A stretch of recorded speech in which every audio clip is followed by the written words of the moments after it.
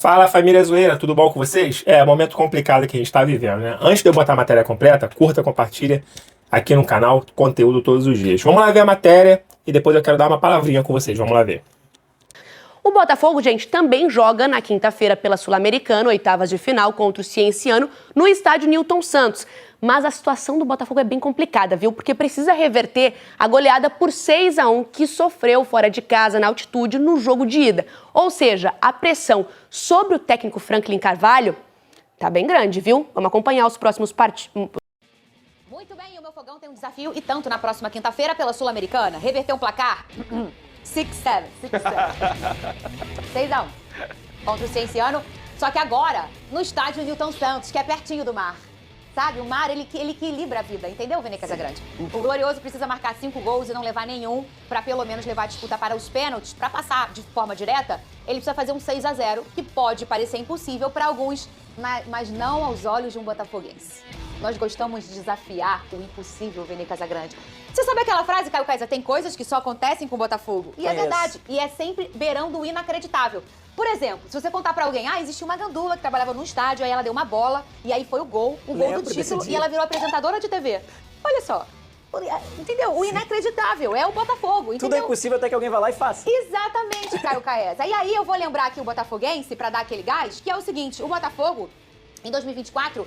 pegou o Aurora na altitude da Bolívia, uma altitude altíssima também. O jogo foi duríssimo lá e o Botafogo não tinha moral nenhuma naquele momento ainda. Tava na pré-Libertadores, aos trancos e barrancos, e então chega aqui no estádio Newton Santos e ganha de 6-0, uma noite de gala do Tiquinho Soares e do Júnior Santos. Fernanda, mas aquele time de 24 era muito bom. Com todo respeito, o time de 26 agora do Botafogo também é um bom elenco. Aquele time contra o Aurora, ele estava começando ainda a engrenar e a montar. Por exemplo, nesse momento do 6-0, não tinha o Luiz Henrique, não tinha o Almada, não tinha o Igor Jesus. Então, o Botafogo ainda estava se formando. Inclusive, muita gente acha, e eu acho, que aquele jogo do Aurora foi uma virada de chave. Então, um placar elástico, ele é incomum, mas ele não é impossível. Sobretudo para equipes que jogam na altitude. É muito natural a gente ver um time ir lá, 3-0 LDU, em cima do Palmeiras, lembra? Chega aqui e aí o brasileiro consegue reverter o placar. A gente já viu tantos placares aí que a gente viu que foi muito elástico na altitude e chega aqui e consegue reverter. É claro que esse é elástico demais. Mas aí muita gente falando assim, Verê, o Cienciano poderia fazer mais do que 6. Poderia. Mas sabe por que não fez? Porque é ruim. Porque é uma porcaria. É isso aí. Porque o time do Cienciano é uma porcaria, tá? Esse vídeo pode envelhecer mal. Pode, mas eu não tô nem aí. Porque o time do Cienciano é ruim. A bola vai queimar no início do jogo pela pressão de ser obrigado a ganhar de 6. Mas se esse elenco conseguir ter um mental forte, consegue, sim, vencer de 6 ou mais no Newton Santos, Vene Casagrande. Fernandinha, na sexta-feira, após aquela brincadeira que eu te liguei e tal, exatamente esse é o meu discurso. Se a gente acordasse um belo dia aqui numa segunda-feira e falasse assim, o Botafogo goleou o Cienciano dentro do Newton Santos por 6-0, alguém ia aqui achar um absurdo? Não. Não ia ser surpresa pra ninguém. O grande problema nesse duelo não é o Botafogo, óbvio que isso é um grande problema também, sim, conseguiu o resultado de 6-0, mas é a pressão, quando você entra em campo tendo a necessidade de fazer um resultado como esse. Por que eu falo isso? Porque eu não sei como que os jogadores vão reagir num jogo dentro do Newton Santos tendo essa pressão, tendo essa necessidade. Vou dar um exemplo aqui. O Guim, bom jogador, mas é jovem ainda. Como é que ele vai reagir a essa pressão, a essa necessidade? E os torcedores terão a paciência durante o jogo de apoiar durante os 90 minutos? Então tem muita coisa envolvida. Mas, de fato, eu não acho uma missão impossível. Falei isso aqui na sexta-feira. Gente, dá pra confiar? Difícil? Dá pra acreditar? Claro que dá. Mas eu não sei como os jogadores vão reagir à necessidade de fazer o resultado de 6 gols de diferença. E aí, além de todo esse problema, que é reverter um placar desse, que não é fácil, mas não é impossível, tem essa questão dessa pressão em cima, Caio, do Franklin Carvalho. No pós-jogo, eu falei, eu tava viajando, por isso que eu peguei minha folga aqui, eu tava no avião, eu não assisti ao jogo. Então, quando eu desci 6-1, parecia que eu tava no metaverso. Falei, o que aconteceu? E aí eu vi aquela onda, né, de todo mundo, os influenciadores, os botafoguenses, os torcedores, naquela coisa, tem que demitir o treinador. Porque a gente entende que é um placar que não é qualquer coisa, é vergonha.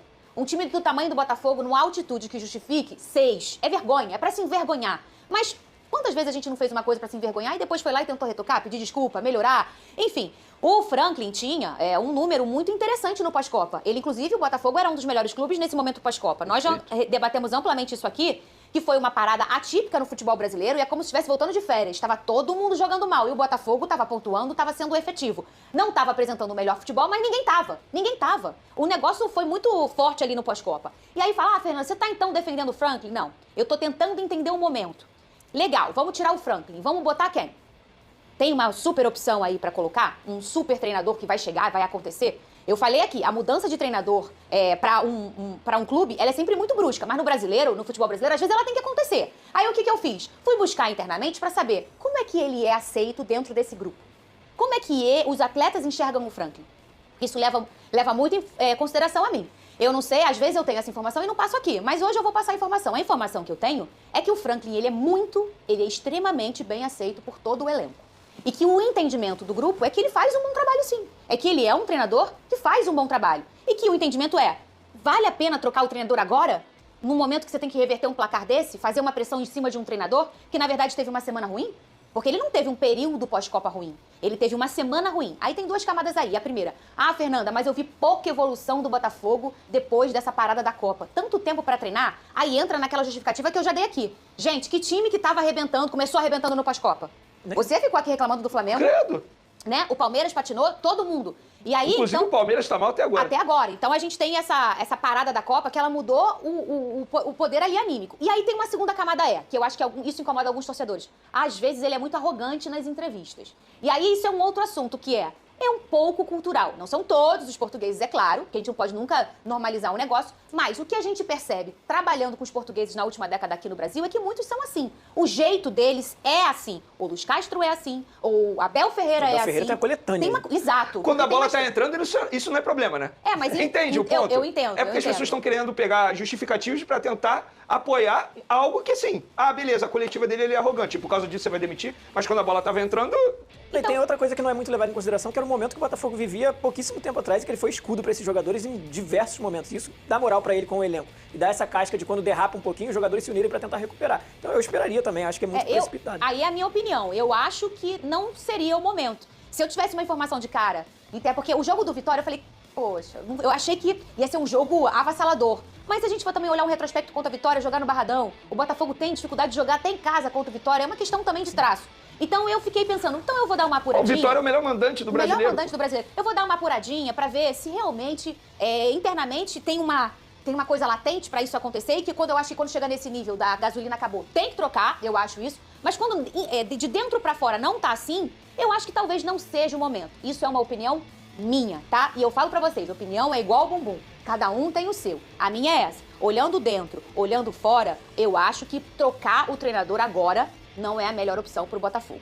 Informações do nosso Botafogo. Galera, eu vou pedir aqui a ajuda de vocês. Esse canal que vocês estão assistindo aqui tem bastante seguidores, né? 50 mil seguidores, 40 e poucos, 50 mil seguidores. Só que acontece, YouTube, né, já tá passando do limite aqui. A gente tomou um bloqueio aí há 3 meses atrás e até agora esse problema não foi resolvido. Ou seja, cada conteúdo que eu tô postando aqui não tá me gerando nada, absolutamente nada. Trabalhando de graça pro YouTube, essa é a verdade.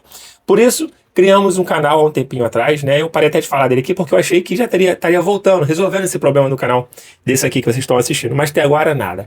Já vai para 3 meses e meio e até agora o YouTube não resolveu o nosso problema. Então eu vou pedir a vocês, vou deixar um link fixado aqui no primeiro comentário. Você entra, o link vai te levar diretamente para o nosso novo canal, Zoeira do Fogão 3.0. Ou então você pesquisa na lupinha aí do YouTube. Zoeira do Fogão 3.0 é uma foto de uma fênix com a camisa do Botafogo ressurgindo lá de fogo. Vou pedir esse favor para vocês, tá? Tem 700 inscritos lá, precisamos de 1000, pelo menos 1000 inscritos lá nesse canal para poder monetizar lá. Então, já que o YouTube, né, a gente esperou tanto tempo, 3 meses, aí passou o prazo, até agora o YouTube não resolveu o problema desse canal, então eu tô pedindo pra galera ir para lá, porque lá temos postado vídeo com mais constância, diariamente, do que aqui nesse que a gente estava making off, esperando, aguardando, quietinho, esperando o YouTube resolver o problema e até agora não resolveu. Então eu peço a vocês para entrar no primeiro link fixado aqui no comentário, é só clicar, vai direto para lá, já se inscreve lá.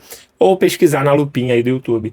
Zoeira do Fogão 3.0, você que me acompanha aqui há muitos anos, YouTube aqui, ó, 4 anos postando vídeo do nosso Botafogo aqui, do Zoeira aqui no YouTube, então são 4 anos, tem muita gente que acompanha a gente desde o início, então é vocês e aos novatos também, para se inscrever nesse novo canal, que a gente vai postar muito mais lá. Enquanto esse canal aqui não se resolver, a gente vai postar muito mais lá para tentar monetizar lá, do que ficar postando, trabalhando de graça aqui, que nem eu fiz há 3 meses, na plataforma que tá de implicância com a gente. Ser botafoguense é sofrido mesmo. Bom, é isso, né? Eu não vou nem me estender aqui sobre o Botafogo, que joga quinta-feira, tentando um milagre e tal. Eu já tô meio chateado com essa história do YouTube, chateado com o Botafogo. A vida não tá fácil, mas vai melhorar, galera, vai melhorar. Ajude o zoeiro nessa aí, tá? Vou ficando por aqui, abraço.